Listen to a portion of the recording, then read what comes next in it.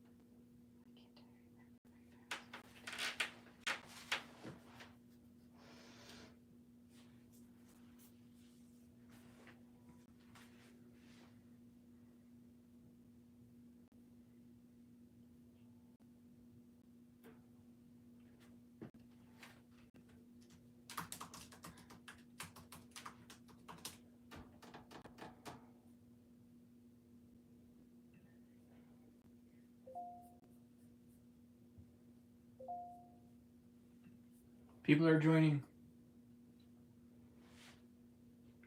Marlene's in. Nice. Oh, okay. Well, we'll do it. How did that show up? How do people get to it? I posted the link in the chat thing. Okay. Welcome to our messy room. You can see all the art supplies behind me. Let's make sure everybody can hear. So I'm on the chat, so. Okay, Paul will be manning the chat. I'm gonna be the guy from the Tom Green show who sits in the background and just sips on beverages. Okay, load it up on my phone so that I can make sure that I see. Okay. Then I can see if I'm in the picture. Oh boy, that was fun. You guys, we've had a crazy day. We have. I gotta turn it. Then I can see the volume down. Okay, sound is good. Great. So this is where we're gonna do old school style. Let me just tilt this a little. I might be able to, as you get set up, kind of position this to be a little more over your shoulder. That might be good. So yes, this is my home space. That's where I do all my creating. And right now, it's a big mess. We weren't quite expecting or anticipating doing a video here. We got cables everywhere. Hold on, let's get some better lights. Okay. I'm just setting up my paint palette. Thank you for sticking with this. Greta had a sudden hit with a virus this afternoon. Kind of hadn't been feeling great all day. And Greta has POTS, which is postural-orthostatic tachycardia syndrome. Tacky. Which makes, like, the heart rate was 128 a little bit ago, just laying on the couch. So it is one of those things where we like to stay home and be nearby when something like this happens. It's not very often, thankfully. And my uncle died today. Yeah, Paul's uncle just passed away at 2:30 today, but it was expected, so. But it's still a downer. It is a downer. Okay, on to happier things. How does this look, Paul? Are we check like if I did a side by side? Yeah, actually that looks pretty darn good. Okay. It's so not professional, but you know, we're not the only ones who have done videos like this. I'm not too worried about it. Truth. Thank you, everyone. Appreciate that. I'm gonna reverse these since I'm right-handed. And let's just get right in and get started. So color-wise, I had posted it in the setup, but we have black and white, yellow ochre, or raw sienna is what I'm using tonight. I used yellow ochre on the original. They'll probably look exactly the same. Bright red and phthalo blue. You could use cobalt blue. The only time we use blue is just to create this greenish color in the background. So no biggie. Let's take our biggest brush to start. I'm just using our Fabulous 4 here, different sizes.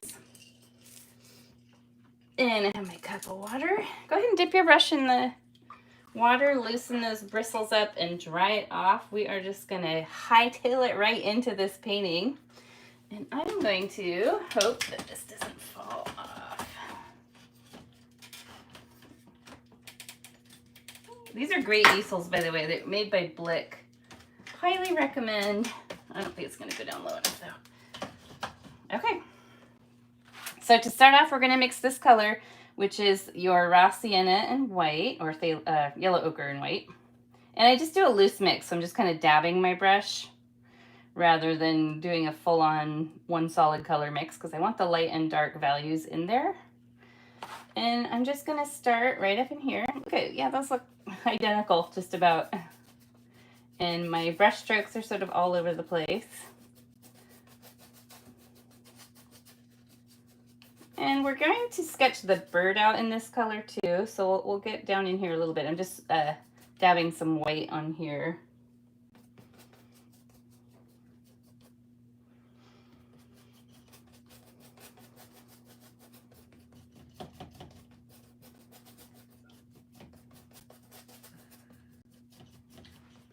I kind of have a headache.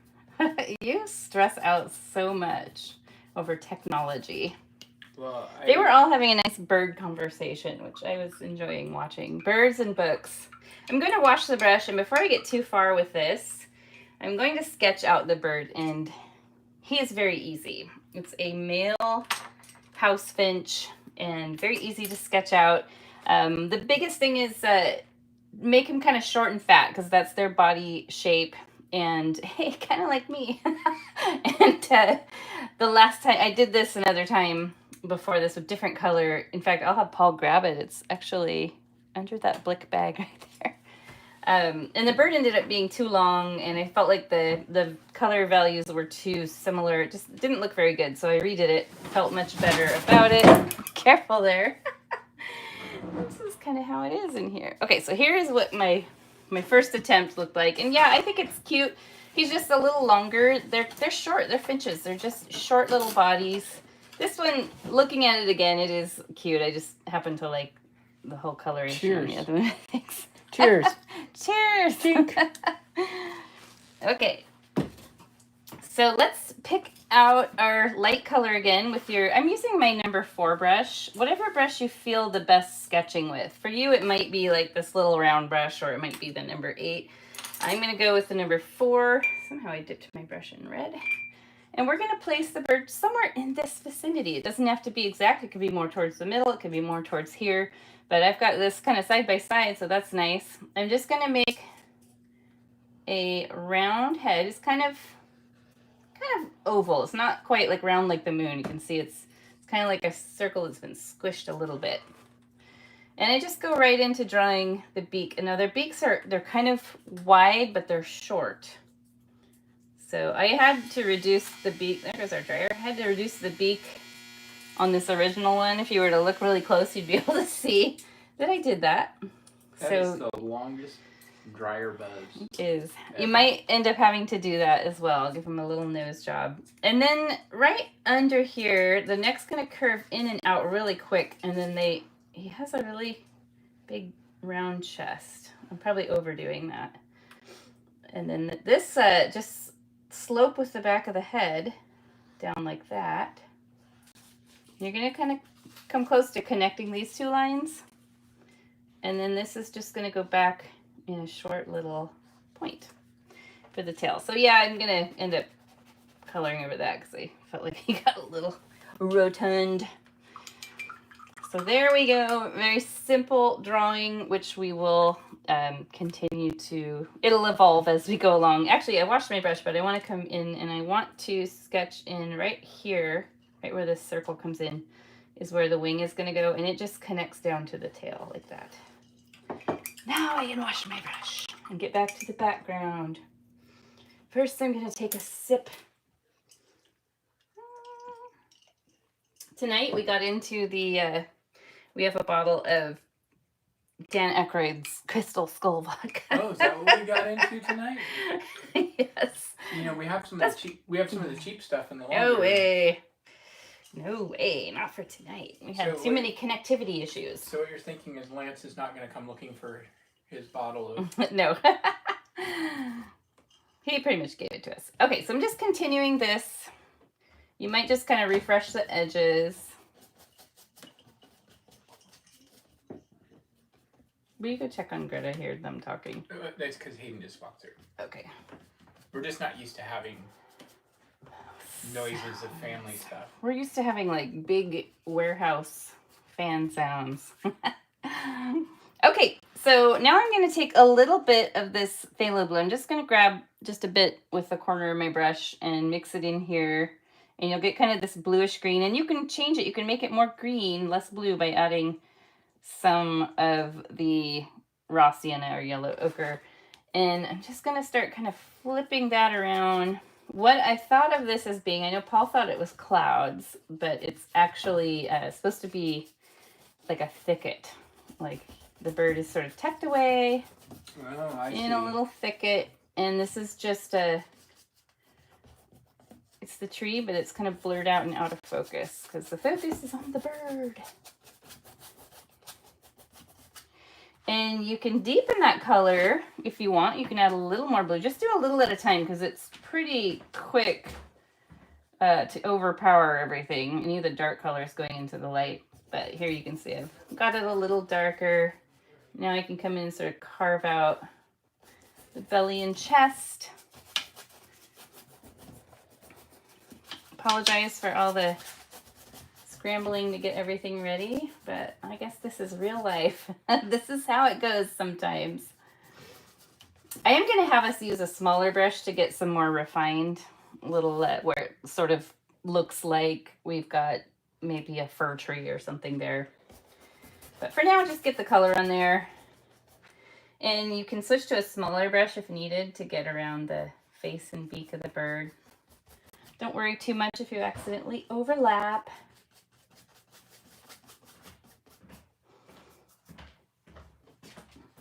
I actually have a live bird painting tomorrow it's not all that dissimilar from this one. It's a chickadee, I think.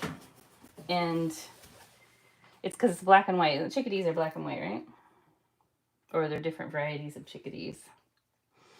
Mm-hmm. Yeah. So it's also in a little cherry blossom tree. Different, it has kind of a lime green background. So here I mixed my color a little bit darker. I'm going to bring some white back in there. That's what a chickadee looks. Yeah, that's what it looks like in the painting tomorrow.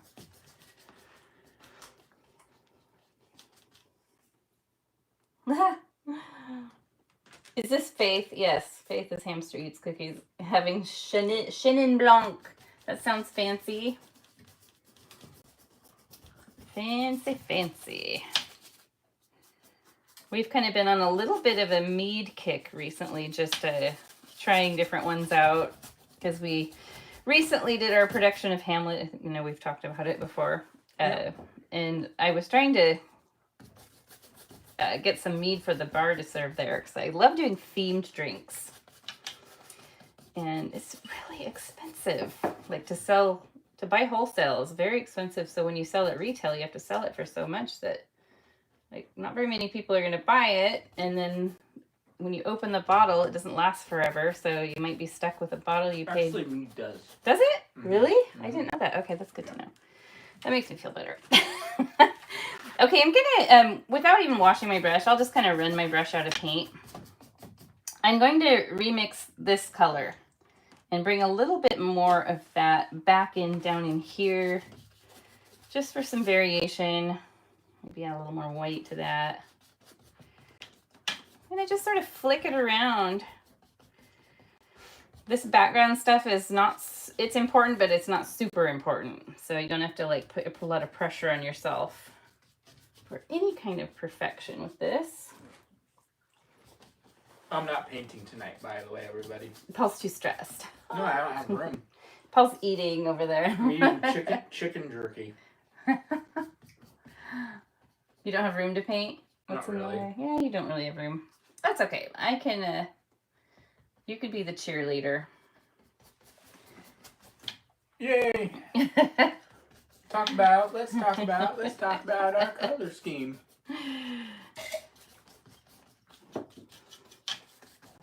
Navy, navy, navy, navy. No, tweet, no, tweet, that's tweet, good, tweet, tweet, that's tweet, good. tweet. That's good. That's good. So, I know I had mentioned on a post recently that Paul got me a bird cam. It's a Bluetooth bird feeder cam for Christmas. Totally was not expecting that, but totally wanted it. And That's been one of the most entertaining. it's so entertaining. And I know, Marlene, I think you have one, you were saying.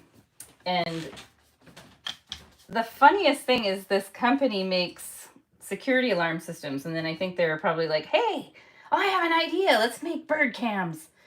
And so their app, which has probably been established when they had the security systems only, when you have a bird that shows up on your bird feeder, you get this little notification to your phone that says loitering detection. It doesn't say anything like bird spotted or anything like that. It's like, we have a little criminal loitering. Loitering at our bird feeder. And yesterday, I don't know, it was the day before.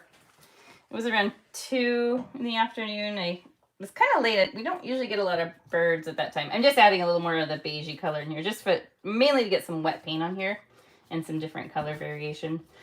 So yeah, I got a notification and I opened it, and there was this spotted towhee, which they're fully black on the top with orange eyes, and then the lower part of them is different, like black and white in colors, but I can only see the top part, so it kind of looked like a crow with orange eyes. And it's full on just facing me, like it's staring at the camera.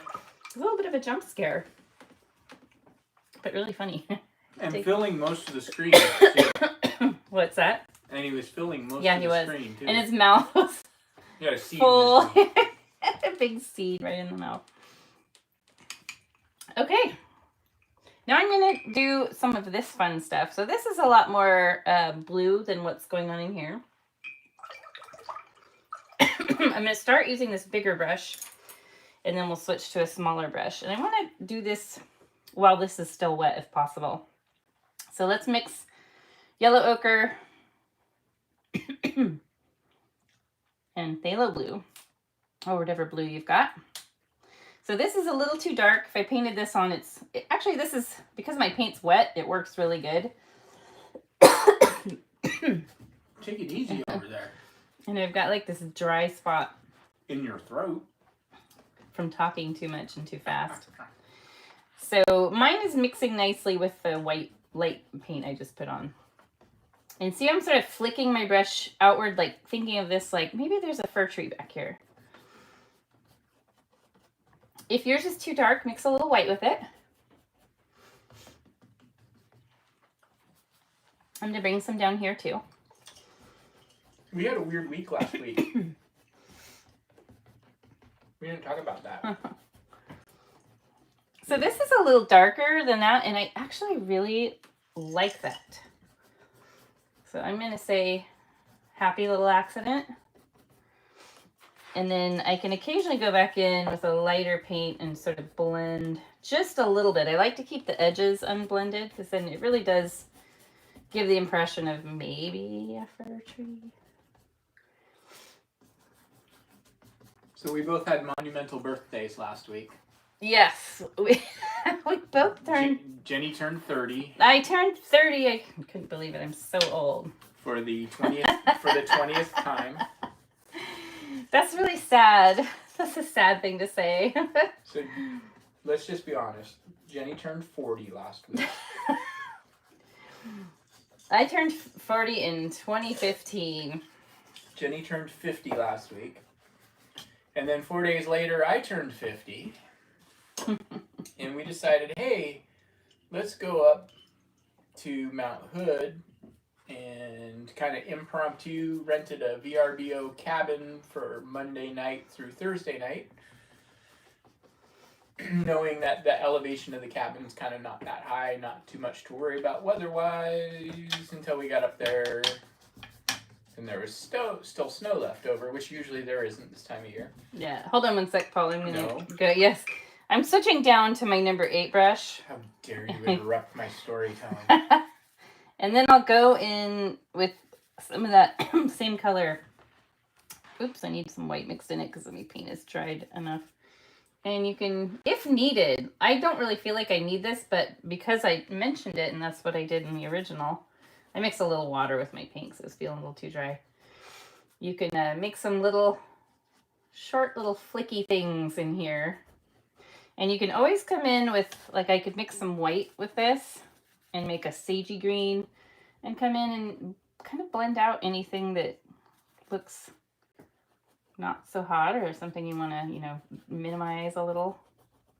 Okay, you can continue, Paul. So, anyway, kind of last minute. I think we booked it like the Thursday before, something like that. We booked it close enough to it that the company reached out to us and said, "Did you mean to book this?" Yeah. And we were like, yes, we did. And so I had we like to live our life on the edge of it. Well, I had we like to live on the edge. The Hamlet show, basically Thursday, Friday, Saturday, and Sunday of full performances, Sunday being Jenny's birthday. And then... yeah, I got to work on my birthday. That was fun. Yeah, it was fun. But, thinking about being younger and working retail and that kind of thing, I always ended up working on my birthday. Everybody does. Yeah. Not like you're just more special than that now. I'm just more special than that. But anyway, so we knew it was going to be cold up there because it was supposed to be cold everywhere. And so we go up and, getting close to the elevation of where we're staying, we start seeing snow. And it's like, oh, okay, well, it had not had any rain for a few days, but we'd had some a few days. Anyway, we finally got up to our cabin and we had, about 4 inches of snow left from the snowstorm the week before. Don't you think? Yeah. About 4 inches. And of course, we took Jenny's car, which does really well in the snow, but it's not suited for ruts and stuff like that. We kind of did a little grinding our way through. My truck would have been better. I'll just put it that way. Mine's just a crossover. Yeah. SUV. And anyway, so get up there and everything's supposed to be fine. And then as we're up there, then they say the day we're supposed to check out, it's like, oh, there's a winter storm warning. And the thing is like, okay, so Portland doesn't get a lot of snow, and we were only at 2,000 feet of elevation, which is not very high for the Portland area. And so we were like, okay, well, shoot, this is looking like it's going to come in at the exact time we're supposed to check out of our house. But pause that. No, you just we're going to me off at the exciting part. So we need to make an orange first. That's it, I'm getting more jerky. With red and yellow ochre. Sorry if he'll keep talking. He will finish the story in a minute. So I make kind of an orangish color, and then I add black to it, and that's how I make my dark brown, which ends up being the dark brown parts on the bird. Then later on, we'll mix a little white with it, or probably have to make more of this color. And we'll have the tan part that goes on the bird. So there, we've got it dark. And real quick, before Paul starts up again, take your littlest brush, dip it in the water, and then just dab the tip of the bristles in that dark brown we just made. And let's go ahead and paint the eyes. Just going to be in line with, it's kind of in line with the top of the beak. So if I were to continue this and just go straight back, it's going to be right about here. And they have little beady eyes, but they're still so cute. You can color in the whole thing. And go ahead and trace the top of the beak and the bottom of the beak.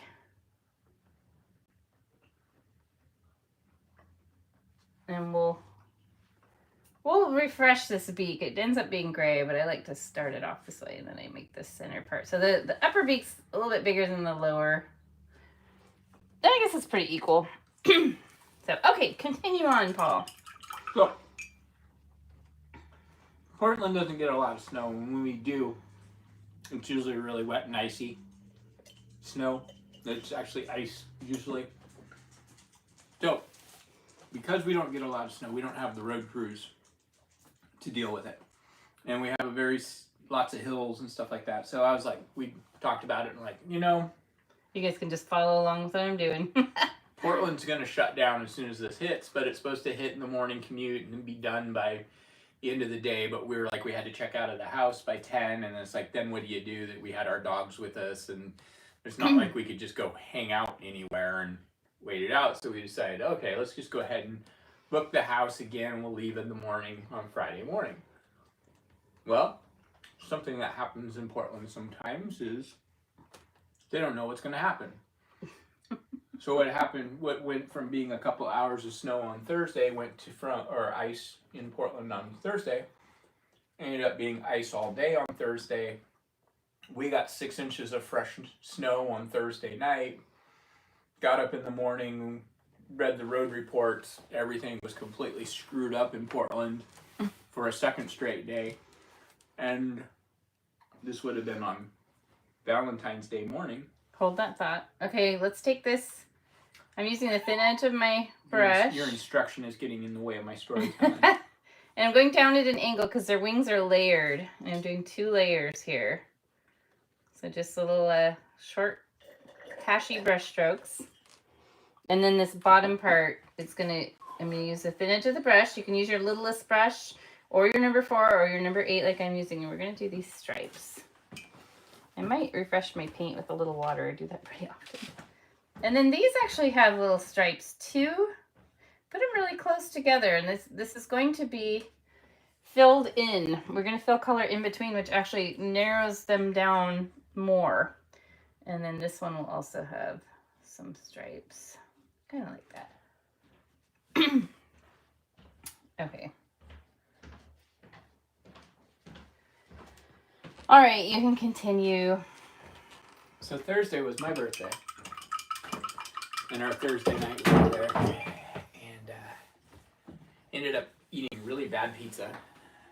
Now it was okay. It was very uninspired. It was owned by a couple of ski bros, and they obviously just were making pizza to pay the bills. We're going to mix some white with this. Yeah. Anyway, so we ended up getting up on Friday morning and realizing, gosh, I don't want to sit in traffic for potentially 5 or 6 hours. Let's see if we can book the house again. And unfortunately, we couldn't because it was Valentine's Day and everything was booked. But we found a hotel about a mile from the house we were renting that allowed dogs, and we just went and crashed there for one more night. And then we got up in the morning. It was a nice and easy drive home. We had an extended vacation. So I'm just using this tan color, and they have this sort of eyeliner thing that comes out here and goes down and kind of reconnects with the with the wing. So it does this sort of backwards C shape curve here. And then you can take this tan color, and I'm gonna actually mix a little more white with it just to lighten it up. A couple more shades or so. So you have kind of a taupe color. And just paint this in between and on top of maybe some of these marks I did on the back of the head here. Dicky. Paul's holding our little Sheba because she was complaining. And then we got home and binge watched The Queen's Gambit, which... That's a really good show. If you guys haven't watched it, I highly recommend it. Highly recommend it. Okay, so I'm going to wash the brush, and I'm going to use my number 4, but I'm going to use the thin edge, and I'll bring some of this down in here. We do come back in with a little of the orangey reds, but having multi-tones in here is great. This is maybe a little too close to my dark brown, so I know I need to add just a little bit more white to it. So looking at these house finches, they are they're like, there's me. They're kind of a red going into tan, and there's even kind of a salmon, almost pink color on them. And I just think they're really neat and unique looking. I was really thrilled to notice that they like coming around. And they get yelled at by the other birds.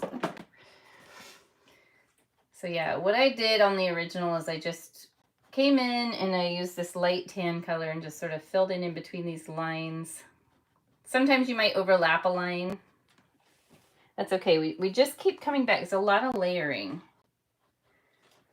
with this. And I used to stress a lot about painting birds, and like they have so many markings, especially owls. My favorite bird to paint, owls have so many markings. Like, how do I paint those? And then I started, as I'm painting, started thinking about how, wait a minute, they have these markings because they have to blend in with the foliage. So having random markings, like, it's actually easier to think about painting them, because it's like, oh, I'll just add some white dots here and just things that are sort of rough and blended in.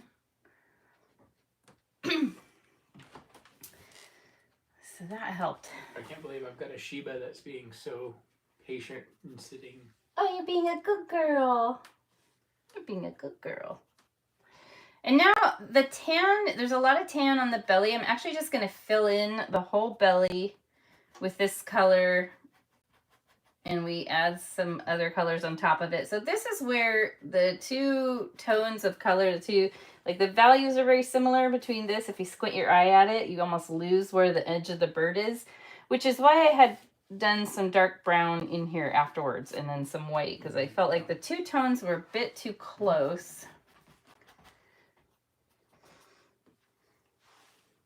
I just tried to put her down on the ground and she was like, nope, I'm sitting in your lap.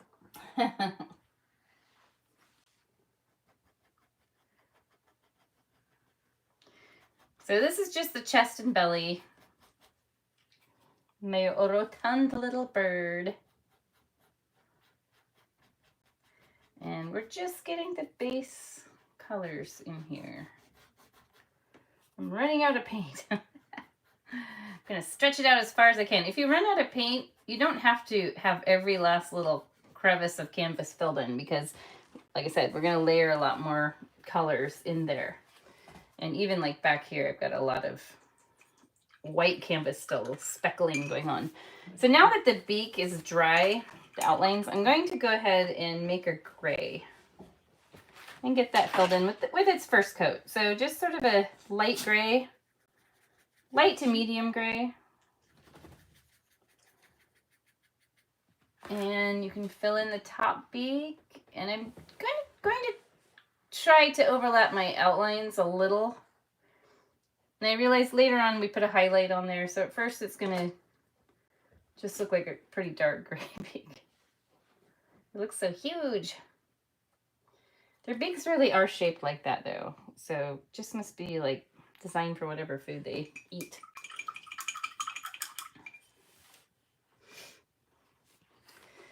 All right, let's get some red on here. I'm actually going to start with full-on unmixed bright red using the thin edge of my brush. You can use your smallest brush if you want. And they do have little spikes that are kind of brushed back. So it's very light pressure, just a little flick. Almost like you're painting a little mohawk. And go ahead and paint over the dark brown here. And that is exactly what it's going to look like at first, is a little mohawk. And that's the only place we put the full-on vivid red, I think. You could put a little down in here, and we'll overlap. So each of my brush strokes I'm using the thin edge of the brush, and I'm thinking of them like little individual feathers. So they're going to be sort of furry. This bird goes through a lot of changes. Right now it's just looks kind of rough. What I want to do real quick, I washed the red off the brush. Before I get going too far and before my dark brown dries, I want to go back to that. If you need to make some more, go ahead. It's just whatever yellow you're using, which I'm using raw sienna, and red and black. So that's how you make this. It's like a chestnut brown. And right through here, they have these little kind of stripes. They're sort of ruffly though. Roughly towhee stripes? It's not a towhee, it's a house finch. Oh, my bad. And I know it looks very strange right now, but we are going to do some overlapping with that. Think of it like it has to blend into the woods, so if it lands on a tree, it's got to sort of blend in, so it's got all these markings.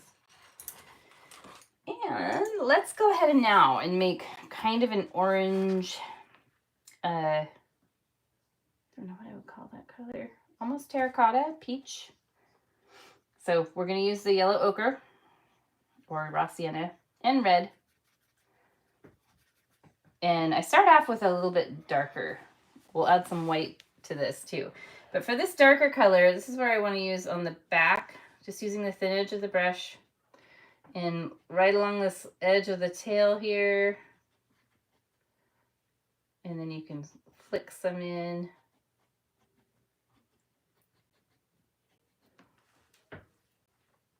And I'll add a little more yellow ochre to it. And just a tiny bit of white. So the white's gonna lighten it pretty quick. So I don't want it don't want it to get too light too quick. Now I feel like I need a tiny more red. But whatever, I see that as terracotta. So that's kind of what I will call it.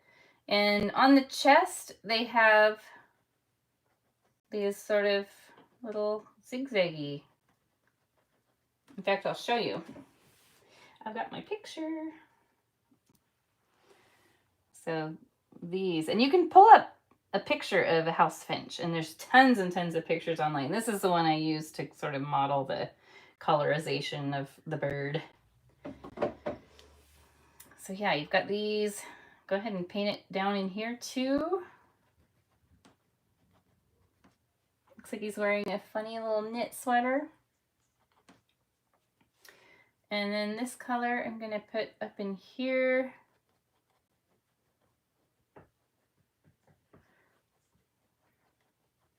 You know what I just realized? I can take my shoes off. I'm in my PJs. I'm going to add this up in here too, just sort of blend it in with the edges of that red mohawk. We put some pink on it a little bit, but let's get this colorization going first.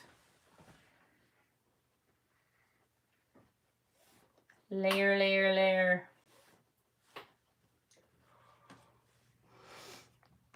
And I'll get some of this color in here. And especially some little hints of it on the wings. You might need to add a drop of water to your paint just to freshen things up. And I'm using the thin edge and just going in between some of those dark brown stripes we had painted on. I think of it like the tips of these is like they've been dipped in, the tips of them have been dipped in the terracotta color. Let's see, do I put any on the, no, I leave the tail as it is. Add a little white to that later.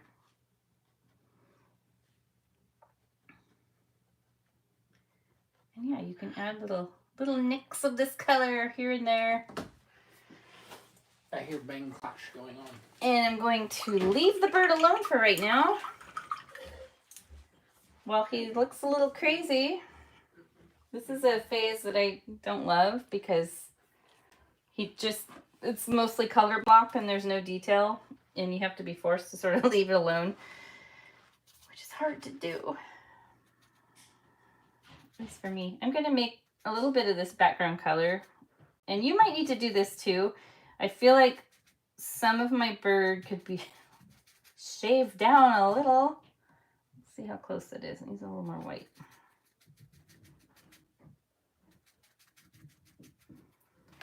And this is where, if you need a beak reduction, this is a great time to do it. I feel like the front of the neck, there's still a lot of white canvas through there for me. So, and I don't want to make the bird whiter really, although it would be kind of cute. But yeah, I just want to thin out any little spot I see or touch up anything where there's still a lot of white.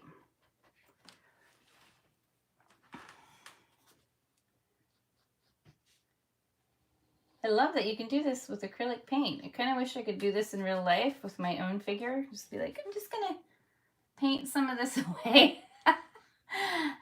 This age 50 weight that's crept on, I'm just going to paint it away. So easy. Wouldn't that be nice? Let's manifest that. We can do that. Okay. now I am going to leave the bird alone, and we're going to paint the tree branches in around the bird.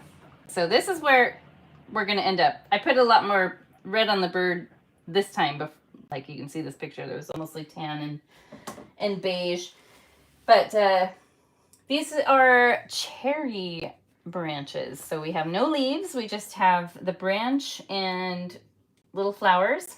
And I wasn't ever super happy with how my branches were turning out. I felt like they were always ending up too wavy looking. And so I really looked at pictures of cherry tree branches and I realized, you know what? I'm not doing them angular enough. And so you can see where these are pretty angular. Like in the past, I would have always just been real flowy and I never really loved them. So now I feel like that's kind of what I want to do, is make them a little more realistic and angular looking. And we need to make our dark brown again. So that was your raw sienna or yellow ochre. Red, make an orange first.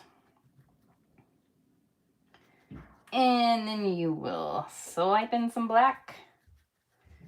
I need some more yellow.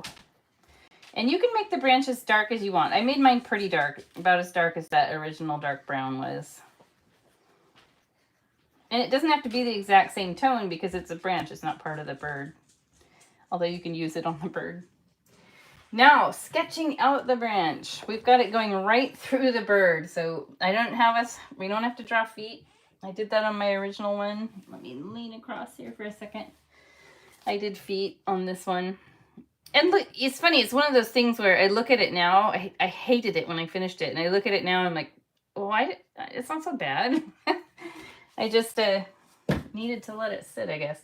So what I'm going to do is I'm going to come back here using the thin edge of my number 8 brush, come right up to the bird. Right now I'm not necessarily worried about the curvature or curviness of the branch.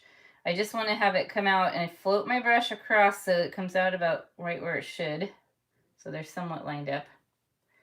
And now I'm going to come out, kind of lighten the pressure. So you see my line got a little thin there. That's what I want. You can use a smaller brush if you want, like this number 4. In fact, I think I am going to switch to, I'll just set this one aside because I want to use that brown on it in a minute. But this one will be good for doing the thinner ends of the branches. So I came out like this, and then I leave this little nub because they have these nodes on them. And I'm going to come down, and that's what I kept doing. And I was like, oh my gosh, this is a game changer. I just kept leaving those little nubs. And my branches look so much better. Guess what, everybody? I'm back. What did you go do? Eat? Yeah. I had a little bit of cheese bread. So every time there's a new segment, I leave a little nub, and it kind of looks like almost like a thorn, but it's a node. So like more twigs will grow out of that.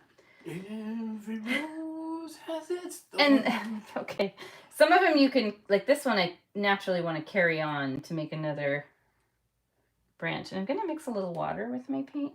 Just like every night. I'm using very light pressure so that I get nice thin lines. It's always easier to thicken things up than it is to take parts away. And then I just sort of figure out, where does this one want to go? Okay, I guess it wants to go straight out like that. And then I have one that's going to come up here. You know, Bailey's and root beer kind of taste like a root beer float. Oh, yeah, I'm due for a new. Maybe you can make me one of those. Want to taste? Yeah, I think I tried it when you made this the other day. All right, Mr. Bartender, I'll take one of those. Mr. College level bartender. Whatever we can throw together, that works. Whatever we have in the house. Okay, so just sort of coming down here.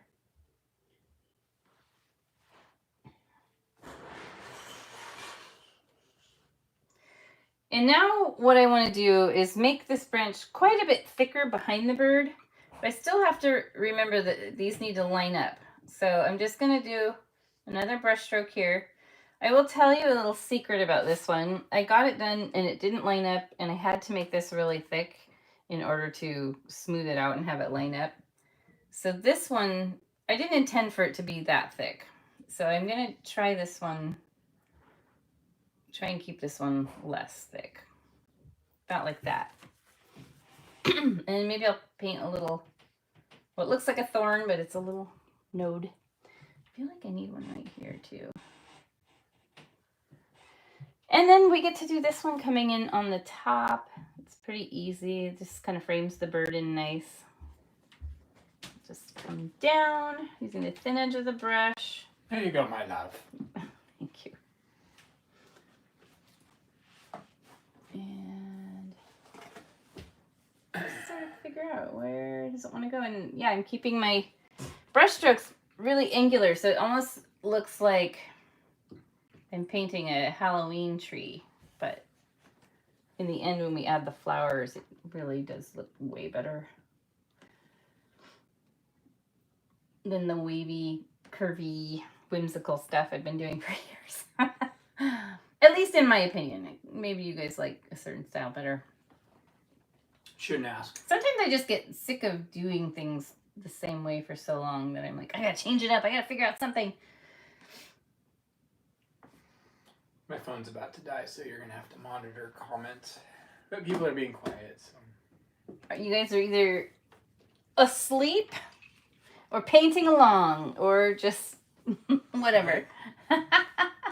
Do we still have people on? Do I need to go get my guitar and start playing No, music? that's okay. That's okay. you Sometime, sure? but not today. Not today. Today was a little crazy, so. It'd be so relaxing for me. And I'm the only one who matters. It might be a little, Chaotic. yeah, with the sound got I going don't on. know. Do we still have people in there? I can't tell. Yeah, we got like 5 people. Oh, nice. Okay, so that what that is up here. I think so. I assume that's what that means. Hopefully nobody's tapped out yet. Party's just getting started, guys. I don't know, but I'm getting hungry. Well, luckily, just right around the corner, we have a full kitchen. Okay, so I want to now make a burgundy color Faith because... is fascinated. Nice. So I'm the good glad. question is, what is Faith fascinated by? Is it by the painting or how weird we are? It's our stunning personalities. Could be. I actually, I like the fir tree look in here.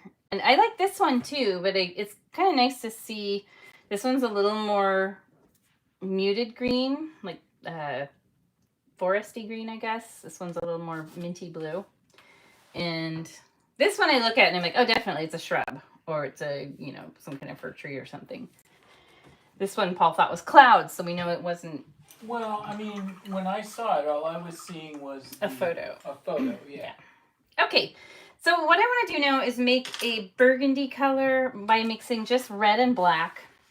And that is all of these flowers grow out of these little stems. They remind me of like maraschino cherry stems because they're dark red. And we're going to make that. So just black and red. So you're aiming for kind of a Cabernet color, I guess. It's really pretty dark. I probably made way too much. I'm going to wash my brush and dry it off because I have way too much paint on it from mixing. And then I think I'll add a drop of water. And now I need to wipe my brush off again and redip the tip of the bristles. And I just pick spots where I want these flowers to grow. So this one's going to grow out at an angle, and maybe there's one right next to it that grows out, and maybe it's a little shorter. So this part is maybe a little bit, takes a little thought at first. But looking at the photo I was studying, that's how they are. And we had a cherry tree when I was growing up right in the front yard. And I remember playing with the little cherry stems. My grandma had what are the cherries that are yellow? You can have one come out of the end too. With just a little hint of red on the one side. I don't know what Yeah, those that's what I'm are. talking about. The big ones. The big ones. The big ones. Oh, Rainier cherries. Yeah. Yeah. I was thinking the flowers when you said that. She had like 3 or 4 Rainier cherry trees. So next what I'm going to do is I'm going to make these little V shapes. They're kind of like a little rounded V or a heart shape. These are it's what's called the calyx, and that is what holds the flower to the stem.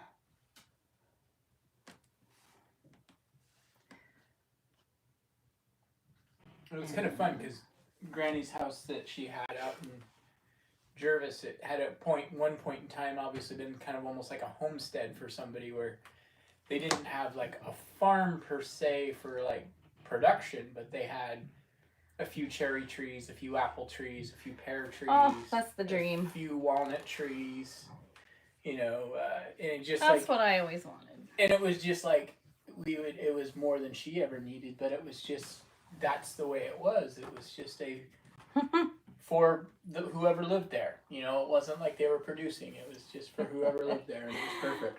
Thank you guys. We love you too. Can you feel the love tonight? I've been listening to Elton John a lot lately for some reason. I don't know why.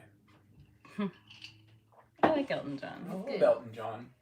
Elton John's like one of the best. So the ones that feel weird are the ones that point down to the ground, but I suppose they do that for real.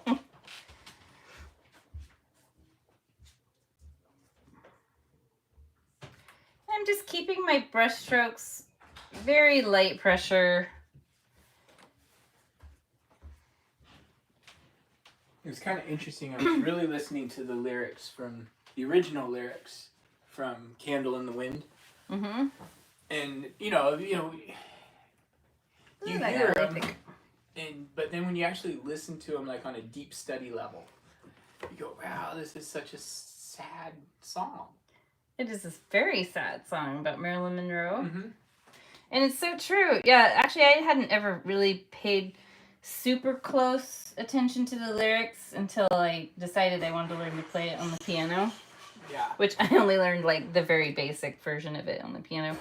But yeah, you in doing that, you read the lyrics and it's like, dang, this is like, what a sad life she had. And, lonely. So famous and beloved, but lonely. And I thought the one lyric that was really interesting to me was when he said, and I don't know the exact lyric, but basically, and all the press cared about when she passed away is that she was found nude. Yeah. And it's like, it was more about the story than the person. And God, I know Elton John himself didn't write the lyrics. It was his lyricist. I can't remember his name off the top of my head. That's right. We learned that in the movie. Yeah. All right. Because he is the best. Yes, he is. So we do put one in the beak. That is optional. I just thought it was a cute little add-on. Like Bernie Taupin.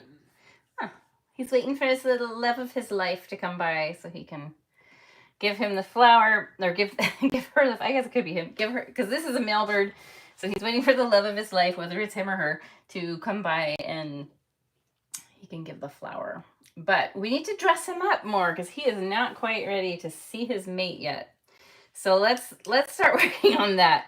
I have my dark brown from making my branch. Hopefully you guys still have some too. I'm going to go to my little brush and dip it right in there. And looking at my original, I have a lot darker brown. Little flicks of this color. So think of this like, these are little individual feathers. I had no idea that Candle in the Wind originally came out in 1973. Oh, I didn't really know either. But of course, we were at that generation where it recycled because of Princess Diana. Mm-hmm. That's right.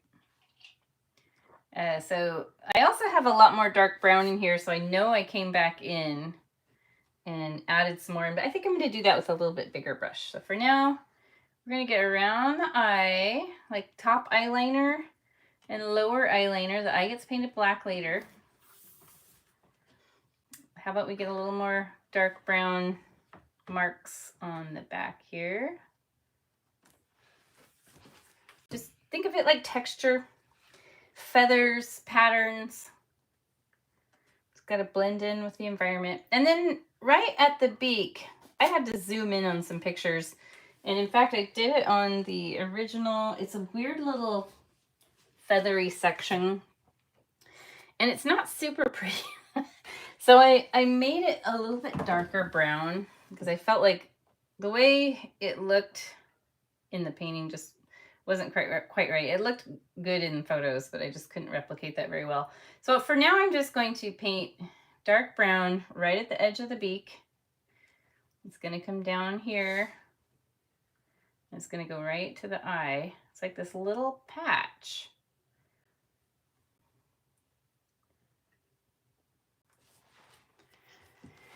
And then I'll wipe my brush off and kind of dip it in water and then mix a tiny bit of water with the edge of some of this color. I want a pretty watered down color and I don't want a ton on the brush. And this is where I'll come in and I just do these little feathery flicks. They're going out and down, like I'm kind of loosely tracing the belly. And that's how I'm going to help make him stand out against the background rather than just blending into the tree. And I feel like on this one, his wing is more natural. That's how they look. They really curve up like that. This one, he's just like shrugging or he's like casual. He's dropped his, not shrugging, he's dropped his shoulder. So I'm going to bring the wing out just a little bit. And you can do that if you feel like you need it to. I don't think it's going to look quite the same, but this guy definitely has a little bit more angularity to the posture. I'm going to wash that brush and switch now to my number 4. So that's my second smallest brush, flat. I'm going to use the thin edge of it and the dark brown. And I need to come back in here, maybe mix a little water with some of your paint just to make it more fluid. So you get a nice clean brush stroke with that. And I'm just going to come in and add some more dark brown markings in and around this terracotta kind of peachy color that we had added in there. It's a lot of going back and forth between colors. Fix that up a little bit.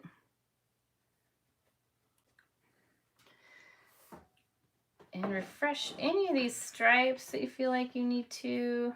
It doesn't have to go all the way down. In fact, having it kind of sketchy looking is better. Kind of gives it a little bit more of a, hopefully, natural look. Anything here on the tail that maybe you need to clean up? They have these short little tails. We got to feed ravens.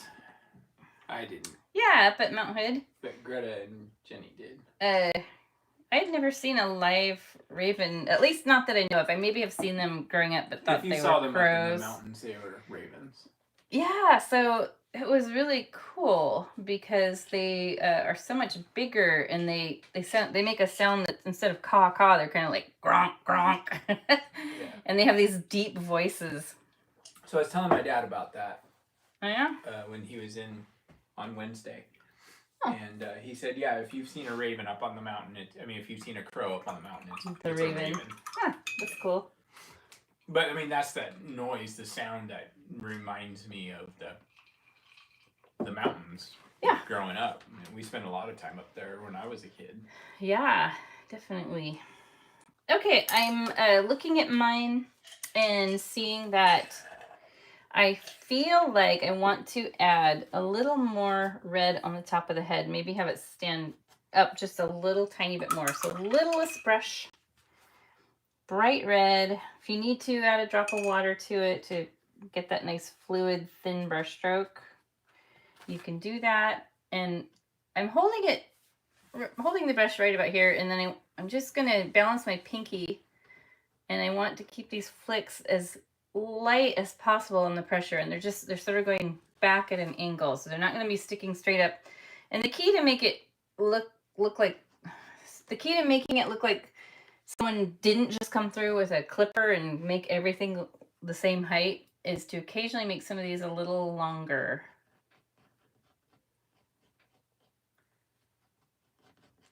Let me pull up my reference photo. I need to take a moment and make sure that our iPad doesn't die. Okay. So yeah, there's a... Get it plugged in real quick. There we go. There's the fluffed up feathers on the head. I guess I would call that like a crest or something.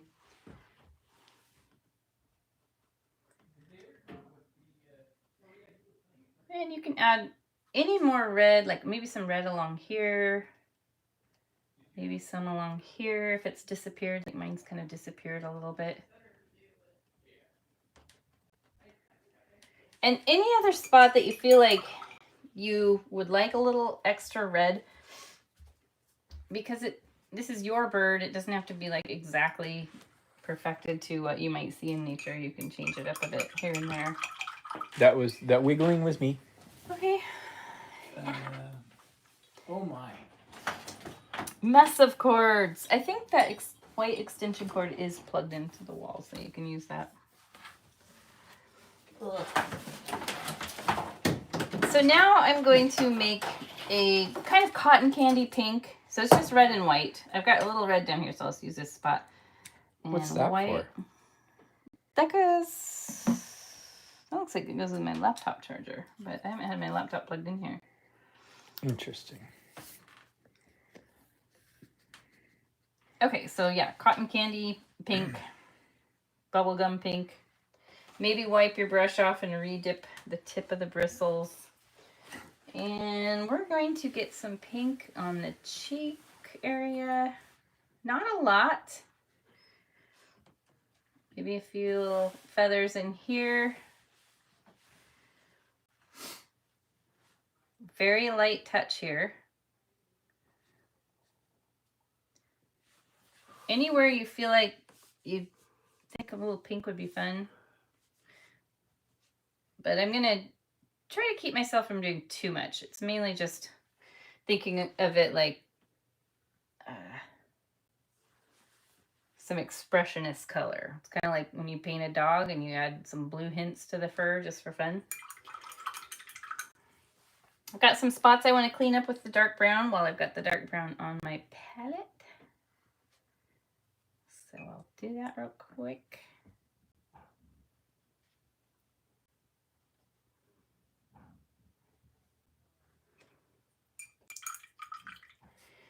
And I'm going to mix a little white with just some of this dark brown on the edge to make a tan color again. Let's see if this is the right shade. Yeah, I'll add just some bits of that tan color here and there in between different feathery shapes. I love doing this. I love going in between some of these because it can change the shape of them and it can thin them out a little bit and make them, if they're feeling like a little obtrusive, it can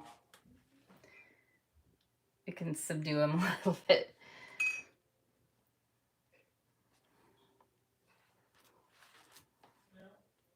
But I like to put this under the eye a little. I feel like this shape here, I want to expand it just a bit. It doesn't feel super natural to me.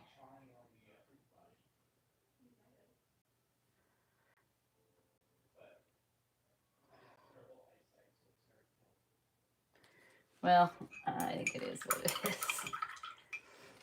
Okay, I am going to put a highlight on the beak. And I think that should separate the upper beak from the lower beak. So I don't necessarily have to have a harsh line there. Let's see how it goes. So let's mix some white and black. Oops, that was a bit much. I'm making that kind of medium gray that I painted this with, and I want to give a second coat on the lower part of the beak, and might as well go with the upper one too. We have a bottle of blood. Fake blood? Yeah. That was from Halloween. Gotta. And then I will add a little white to the edge of some of this just for a highlight. So it's still kind of gray, but it's more of a pearl gray. Just lightened up a couple shades or so. And then I'm going to come along the top edge. Bye, Faith. Bye. Thanks for joining. I know it's getting a little late. We'll be done here shortly. This is going really nice, actually. We started an hour late. An hour late. Kudos to those of you who have. We love you for staying.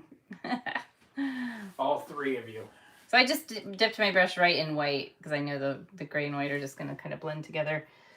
And then, so my upper beak on the bird is a little lighter than the lower, and that helps separate and differentiate what is the upper part and what is the lower part. Now I just have a clean brush, and I'm just manipulating the paint I put on there. Hey, we did get a kids painting request through our website. We did?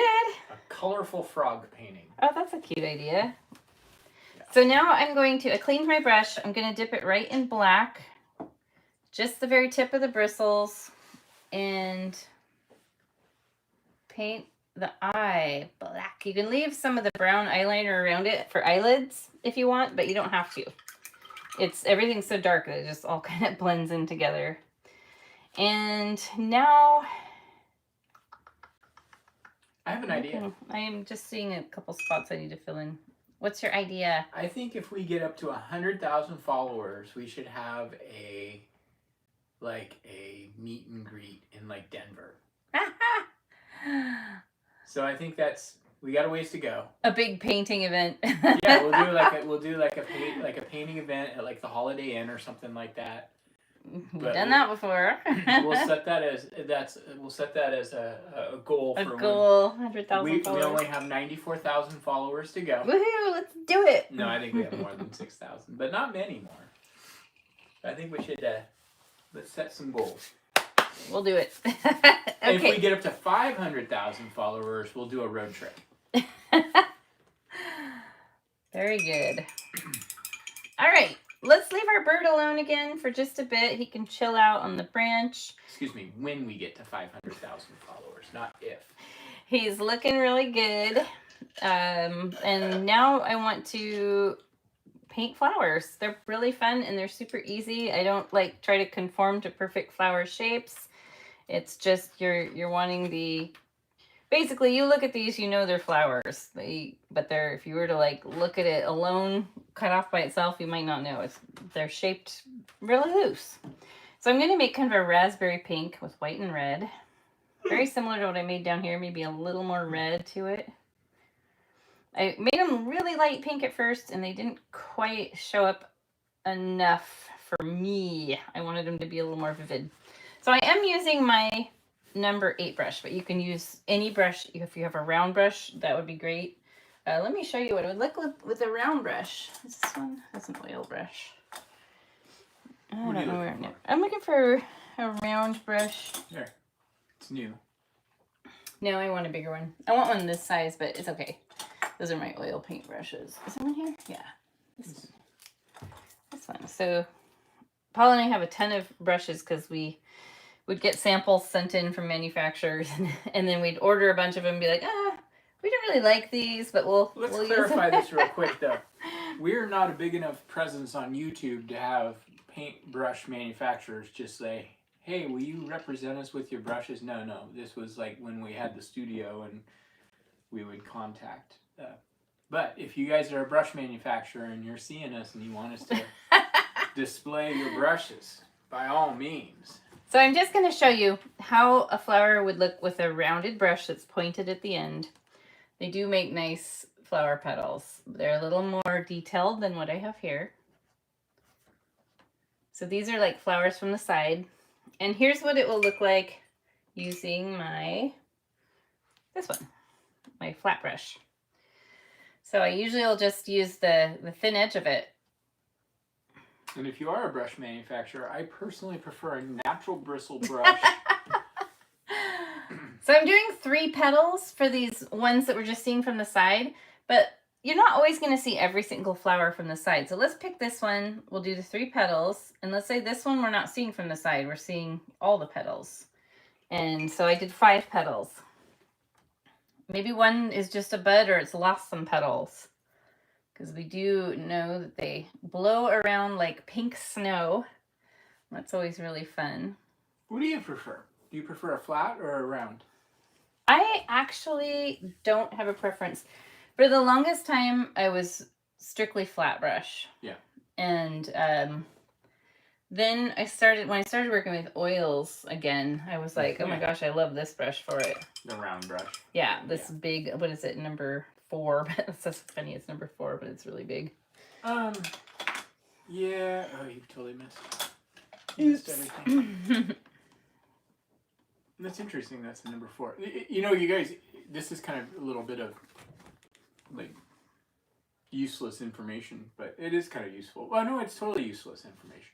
The numbers on brushes really don't mean anything. Like there's it's not a standard. Like what is what I should say, because we've seen number 4 rounds that are small. Mm-hmm. So what does that number mean? Well, each manufacturer kind of depends on, comes up with their own definition of what number 4 means. But like some people say, well, does that mean how many millimeters across the ferrule is? Maybe. But there is no real, like, this is a number 1. Yeah. And I don't know if you guys can see this. Yeah, you can see me on there. That is a number 1. These are Simply Simmons brushes, which I love. They are great brushes. Good bang for your buck. Yeah, so you can get these at Blick. You can get them at Michael's. You can find them online. But you know what I really love, too, are these Dynasty brushes. Yeah. These, the black and silver. It's just called Black Silver by Dynasty. Google it. You'll find them for cheap. They're really, and they're nice and... We've gotten some other Dynasty brushes as well. Yeah. Where we were They're talking, good brand. when we were doing the subscription box, we were talking to Dynasty about providing our brushes, and it just didn't fit into the budget right. But they make really nice brushes. Yeah. I would say their kind of entry level is very similar to like the Simply Simmons. Simply Simmons, yeah. Okay, so now I'm going to mix a little white with some of this. So I am going from bubblegum pink to more of a pastel, kind of baby nursery pink. And I just will come in and add the occasional little streak of that color in 1 or 2 of the flower petals, just to give it some variance. You can really see it down here. By the way, while we're talking brushes, I also want to do a little shout out to Princeton, who has been our brush supplier for a long time. And even though what we used to provide with the subscription boxes was kind of like their entry level, their higher end stuff is really good. Yeah, and they were bought out by Dixon Ticonderoga. So the pencil company, yeah. They just sent out a message about how their prices all have to go up because a lot of their stuff comes from China. Yeah, everything's going up right now. Yeah. It's a little whirlwind. Thank you, tariffs. Okay, and then the other thing you can do is you can mix even more white with some of this and make an even lighter, almost white pink. And if you want to add even more color variance to that, you can, because a lot of times you'll look at these flowers and there's multiple tones. I don't do too much of that, though, because I don't want it to get too crazy. And then the other thing I like to do is, we're just about completely finished with the background. I didn't do this on the original, but I have done this so many times with other paintings with fruit trees, is I love to show the occasional flower petal that's just blowing in the breeze, because I love those days when we get like pink snow. And it's just a little flick, and you don't have to do too many unless you really want to. I just feel like it adds some interest to the painting. The old Chi just came to visit us. I feel like I want to make the lower beak a slightly darker gray. So not a whole lot darker. But I notice on this one it's really dark. It's also a little smaller, but I like big beaks and I cannot lie. Wow. Wow. So funny. I'm going to paint the tip of the beak a little darker too. How'd you get out of there? What have I done? Oh no! It's like a parrot beak. Maybe I'll bring some of this dark brown into the beak a little bit so it sort of gives the illusion of making it smaller. Whatever. Okay, now we still have to put the little flower in the beak, but I'm not going to do that quite yet. We're just going to add some white to the body of the bird right now. And you can use the thin edge of your number 4, or you can use your little round, tiny little number 2 brush. Maybe I'll try a combo of both. So I do have some white fluff back here These very light touch. I'm barely, like, this canvas cannot feel what I'm doing. If this canvas had feelings, it would, like, this is like tickling it with a feather. Hachi's standing behind you, staring at the back of your head like, what are you doing? Hi! Okay, and then on the chest, too, let's get some white feathers. So I'm concentrating on painting this in the areas that are that soft kind of light taupe color. And the little white feathers are just going to kind of flick over into the orange. They don't really have a lot of white on them. Most of it's down in here. You can see that there. But I do like to have some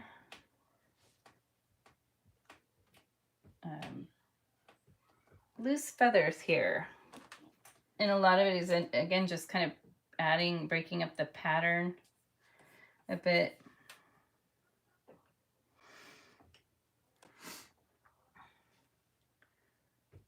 Add some up under here if you want.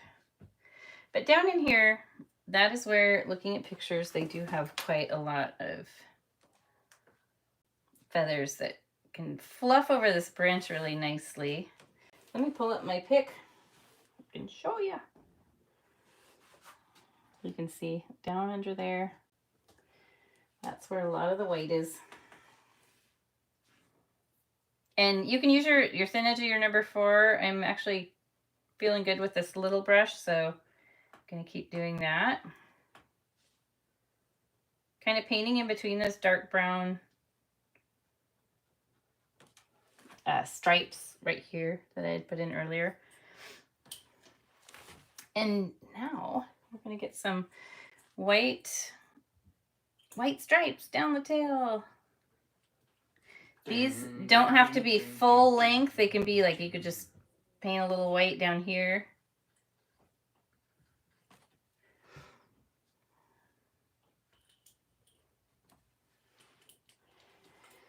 And get a little white on the wing here. And now I love doing this part. So I've got these kind of angled dark brown areas, and they have little feathers there tipped with white. So right at the bottom edge of those, you can see it there. And that can even kind of go back up so you have this sort of V shape here. And I could do another layer up here, even though I don't have the brown stripe to work with. It's almost like it's wearing a little string of pearls. And I'll do some down here.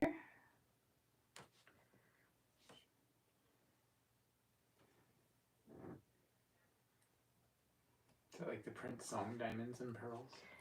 Diamonds and pearls. I'm just adding some fun little feathers here. I feel like all of these little things you do just detail this bird out nicely. And the cool thing is, your painting's done when you decide it's done. So maybe you get a lot of this done that I'm instructing you through, and you realize, you know, I don't really love that. I'm gonna My painting's done. rework some things. Just want to throw that out there. Your painting's done? Yeah. I didn't even start, so. What are you painting for your pup? Oh, I've got a big surprise for y'all. Okay, so Paul's, I think, is Thursday next week. I think this is when I have it scheduled. What's going on Friday?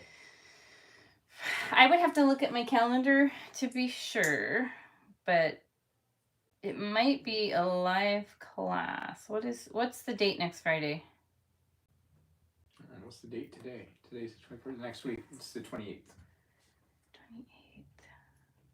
No, I don't have a live class. Maybe we are doing it next Friday. I'll take a look when we're done. I will announce it. So yeah, I'm just coming through and just adding little bits of the tan color. Like I said, these little feathery bits you add on, they just kind of help give it a more finished look. And maybe you want to go back and add some more dark brown in there. It's a lot of back and forth. These little white dots that you put on, you don't want them to be super big. So if you notice that maybe they look a little big, you can go back in with the dark brown and reduce them down a little bit, which is what I just did. He can't stand out too much or predators will get him. Did we commit to having art showing on April 1st? 4th. Okay. Yeah. Okay. So now I want to highlight the eye. And I'm just looking at the head. Every time I look at this, I feel like, oh, I could add here. I could do this. I actually am going to put a little dark brown kind of up here in the back part of the head. The house finches are funny how it's like red blended into tan into dark brown. So they've got a lot of stuff going on there.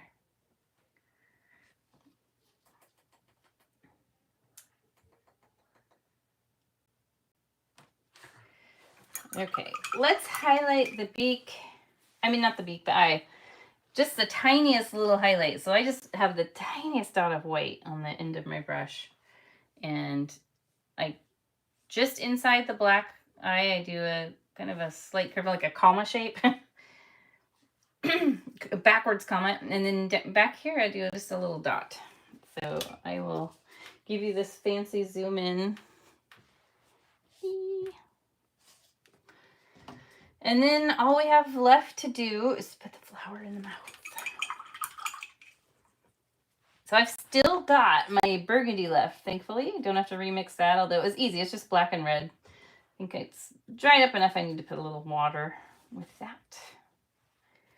And this I want to keep my brush stroke pretty thin and light pressure. So from the part where the upper beak separates from the lower beak, like right where that line would be, that's where I'm going to start this line. So it's coming through the mouth. Oops, I have too much water on my brush. Too much water. Okay. And then you want to skip over the beak. And then this part's going to come up. The tough part is lining it up perfectly, but it's okay. It doesn't have to be perfect. And then I'll paint the little calyx, which holds the flower to the stem.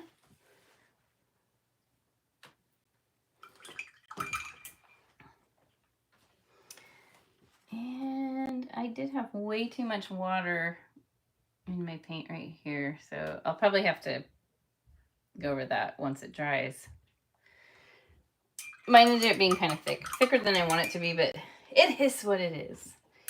And now, whenever you're ready, you can take and use your number 8 or your number 4 brush and make whatever pink you want and paint your little flower petals. Maybe streak a little white in there. Archie's being a good boy tonight. And there we go. He's all done. That's it? Yeah. I mean, unless you ever wanted to go back and... Like, I can keep working on this for a long time and perfecting it out. And no.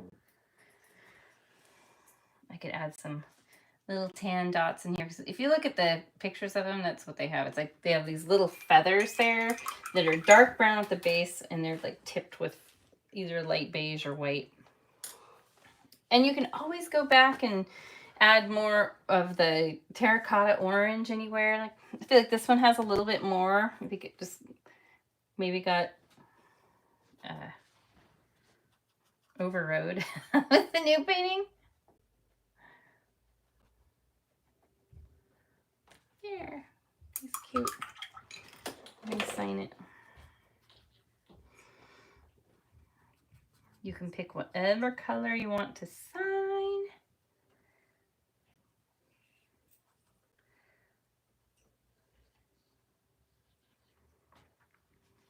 That doesn't show up.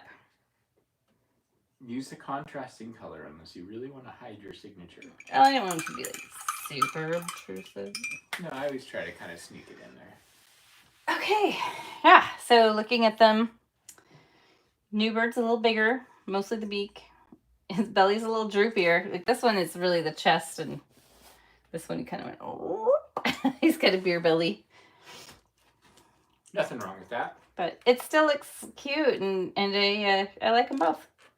I like them both. And I'm so glad that you guys stuck around to hang out for a while as we figured out doing the technology from home. I know Greta really appreciated us being here. Yep.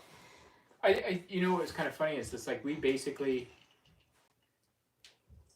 tried 5 different methods of technology until we settled in on the iPad. Yeah. It just, nothing was working right. We have pretty advanced stuff for streaming, and it just wasn't configured to use on our home internet service. Oh, okay. Network.